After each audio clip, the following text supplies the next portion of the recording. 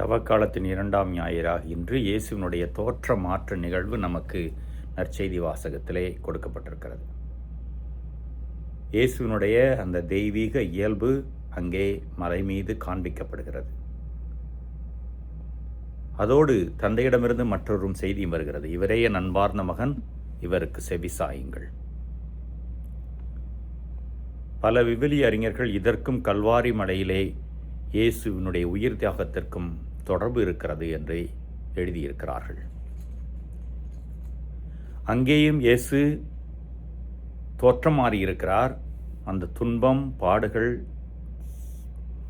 இறப்பு இதற்றின் வழியாக கடவுளை மாட்சிப்படுத்துகிறார், நமக்கு மீட்பு தருகிறார்.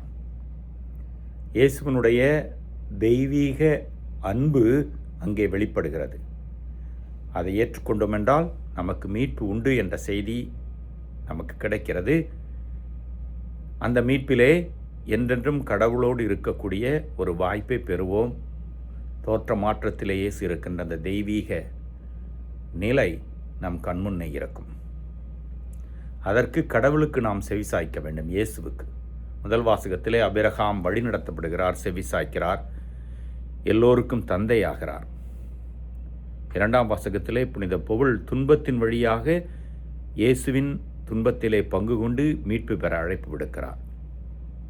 இனி நம் அன்றாட வாழ்வின் போராட்டங்கள், நம்முடைய இயல்பு, பாவத்தோடும் பாவ நாட்டங்கள் இயல்புகளோடும் போராடி கொண்டிருக்கிற நிலை, நோயினால் உறவு சிக்கலினால் வரும் பிரச்சனைகள், இதையெல்லாம் தாண்டி முடிவில்லா வாழ்வு உண்டு என்ற நம்பிக்கையில் நாம் வழிநடத்தப்பட்டால் கட்டாயம் இயேசுவுக்கு செவிசாய்ப்போம்.